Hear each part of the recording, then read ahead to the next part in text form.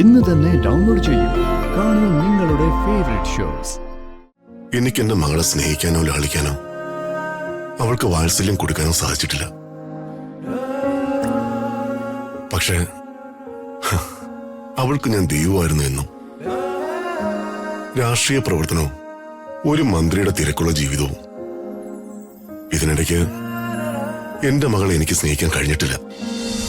നിന്റെ തലയിൽ ഇഷ്ടിക ഞാനങ്ങ് അടുക്കും. എന്നിട്ട് ഒരു ഹോമകുണ്ടം ഞാനങ്ങ് ഒരുക്കും. വിറകിട്ട് കത്തിച്ച് നെയ്യൊഴിച്ച് ഒരു അന്ധകാര ഹോമങ്ങ് നടത്തും. മനസ്സിലായോടി? ഞങ്ങള് പറയുന്നത് കേട്ട് മര്യാദയ്ക്ക് അനുസരിച്ച് ജീവിച്ച നിനക്കും നിന്റെ തലതെറിച്ച മകനും കൊള്ളാം. ഇല്ലെങ്കി എല്ലാം പറഞ്ഞതുപോലെ.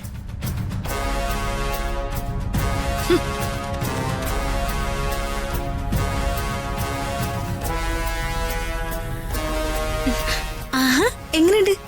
സന്തോഷായോ? ഇതൊരു സാമ്പിൾ വെടിക്കെട്ടാ. ഒറിജിനൽ വെടിക്കെട്ട് തുടങ്ങാൻ പോകുന്നതേ ഉള്ളൂ. അമ്മമ്മേ,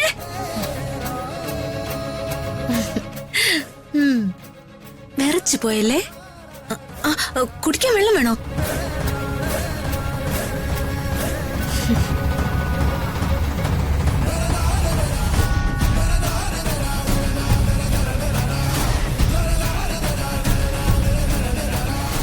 വർമ്മ സാറിന്റെ മകളായതുകൊണ്ടും എന്റെ മരുമകളായതുകൊണ്ടും ഞാൻ പുകഴ്ത്തി പറയണതൊന്നുമല്ല. നമുക്ക് കിട്ടിയ പുണ്യമാണ് സാറേ ഹൃദയമോള്. ആരോടും ഒരു പരിഭവമില്ല, നല്ല സ്വഭാവം, ഓരോന്നും ബുദ്ധിപൂർവം കൈകാര്യം ചെയ്യുന്ന ഒരു രീതി. ഞങ്ങൾക്ക് കിട്ടിയ ഭാഗ്യമാ. വേണുവാശാനും രാധമ്മയും പറയുന്നത് 100% സത്യവും.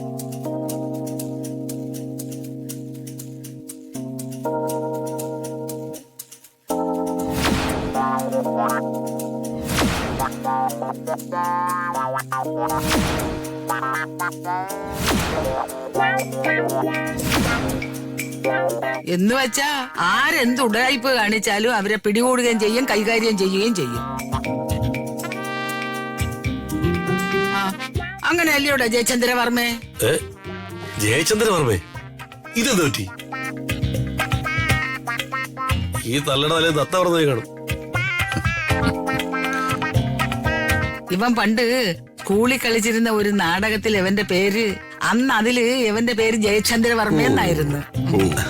ഓ, നാടകം തുടങ്ങി തീരുന്നത് വരെ കൂവലായിരുന്നു. ഞാനും പോയിരുന്നു കൂവി.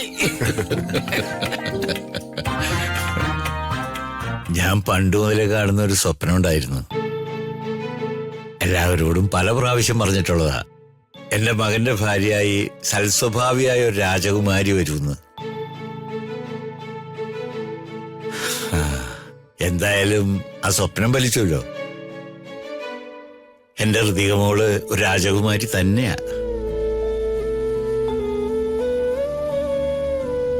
ഞാനും ഒരു സ്വപ്നം കണ്ടതാ. എന്റെ വകതിരിവില്ലാത്ത മോന്റെ ഭാര്യയായി ഒരു രാജകുമാരി വരുമെന്ന്. രാജകുമാരി വന്ന് ദേ നിൽക്കുന്നു, രാജ്യമില്ലെന്ന് മാത്രം. നിങ്ങൾക്ക് ഞാൻ വെച്ചിട്ടുണ്ട്, വീട്ടിലോട്ട് പോവാ. ആ, ഋതുമോളെ കുറിച്ച് ഞാൻ സാറിനോട് ഇങ്ങനെ പറയണത് എന്റെ സന്തോഷം കൊണ്ടാ, ഒന്നും തോന്നരുത്. വേണുവേട്ടൻ എന്റെ മകളെ കുറിച്ച് ഇങ്ങനെയൊക്കെ പറയുമ്പോ അക്ഷരാർത്ഥത്തിൽ ഞാനിരുന്ന് ചുരുങ്ങി പോവാ. കാരണം എനിക്ക് എന്റെ മകളെ സ്നേഹിക്കാനോ ലാളിക്കാനോ അവൾക്ക് വാത്സല്യം കൊടുക്കാനോ സാധിച്ചിട്ടില്ല. പക്ഷേ അവൾക്ക് ഞാൻ ദൈവമായിരുന്നു എന്നും. രാഷ്ട്രീയ പ്രവർത്തനവും ഒരു മന്ത്രിയുടെ തിരക്കുള്ള ജീവിതവും. ഇതിനിടയ്ക്ക് എന്റെ മകളെ എനിക്ക് സ്നേഹിക്കാൻ കഴിഞ്ഞിട്ടില്ല. 5 വയസ്സ് വരെ കുട്ടികളെ ലാളിക്കുക, പിന്നെ സ്നേഹം കൊടുത്ത് പഠിപ്പിക്കുക, 18 വയസ്സ് കഴിഞ്ഞ ഫ്രണ്ട്സിനെ പോലെ പെരുമാറുക എന്നതാണല്ലോ പ്രമാണം.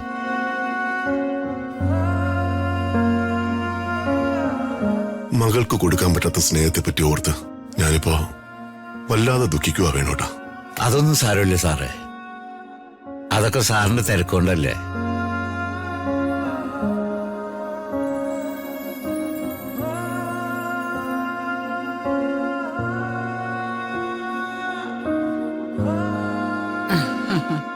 ഇതാണ് രാധമ്മയ്ക്ക് കിട്ടിയ സുഹൃതം. ഇതാണ് പുണ്യം. കൗസല്യാദേവിക്ക് ശ്രീരാമചന്ദ്രനെ കിട്ടിയതുപോലെ എനിക്കും കിട്ടിയിട്ടുണ്ട് ഒരു സുഹൃതം. ദേ നിൽക്കുന്നു ശകുനി. നിങ്ങൾക്ക് എന്നെ കാണുമ്പോഴാണല്ലോ ഈ അസുഖം. മണ്ണാർശാലയിൽ പോയി ഉരുളി കമഴ്ത്തിയുണ്ടായ സൽപുത്രനാ. എന്ത് കമിഴ്ത്തി? ഉരുളി ഉരുളി. ആ, അതായിരിക്കും ഇവനിങ്ങനെ ഉരുളി പോലെ ഇരിക്കുന്നത്. കുട്ടകം കമിഴ്ത്താതിരുന്നത് ഭാഗ്യം. അയ്യ,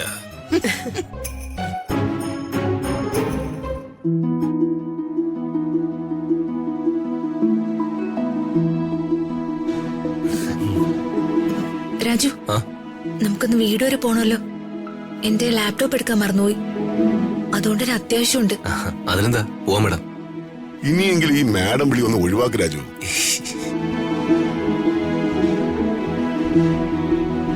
ലോകത്ത് ഭാര്യ മാഡം എന്ന് വിളിക്കുന്ന ഒരേ ഒരു ഭർത്താവ് ഇവ മാത്രമായിരിക്കും.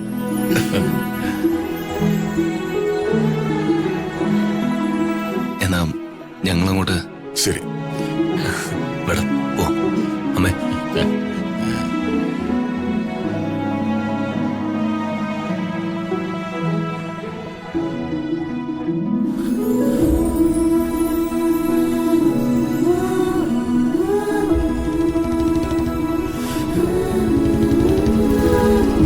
ഗേറ്റ് ഓർക്ക.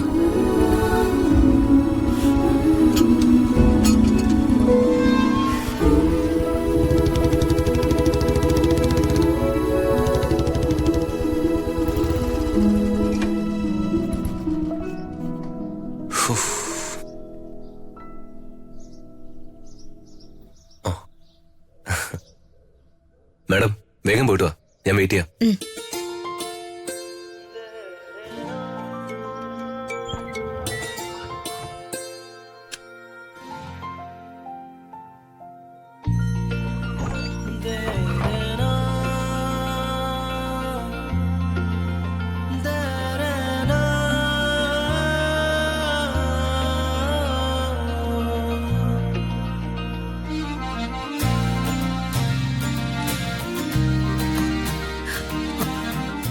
പെൻഡ്രൈവ് എവിടെ പോയി?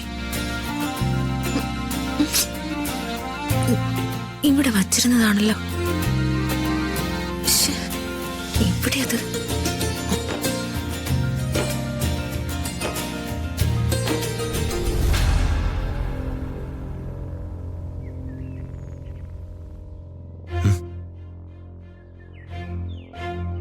ദൈവമേ, പട പന്തം കൊളുത്തി വരുന്നുണ്ട്. വലിഞ്ഞേക്കാം. പേടിച്ചോടണ്ട, ഞാനങ്ങോട്ട് വരട്ടെ. വിശേഷങ്ങളൊക്കെ ഒന്ന് അറിയണമല്ലോ.